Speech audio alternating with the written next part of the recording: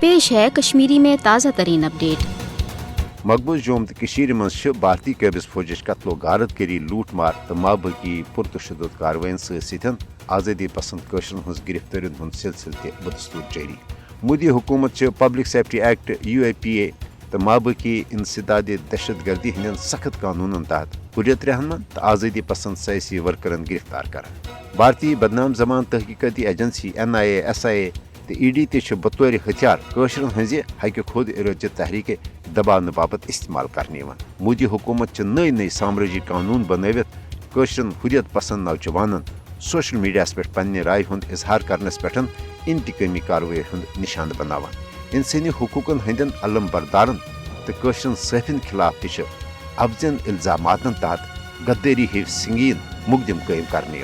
اکہ طرف مودی حکومت مقبوض جوم تو مز امن واپسی ہند میڈیا پروپگنڈ ذریعہ عالمی برادری مقبوض جوم تو ہز اصل صورتحال نش گمراہ کرنے کوشش کران۔ یل زن دویمہ طرف بھارتی قابض فوج انسانیت سوز کاروائین غرن کرنے باپت نئے بھارتی میڈیا پالسی کن مقبوض جوم تو مز آزاد تو غیر جانبدار میڈیا پہ بھارتی فوج کے دس انسانی حقوقن ہزن سنگین پامالین تو مقبوض جوم تو ہز ناسترا صورت حال عکاسی کرنس پہ سخت قدغن لگان آمز۔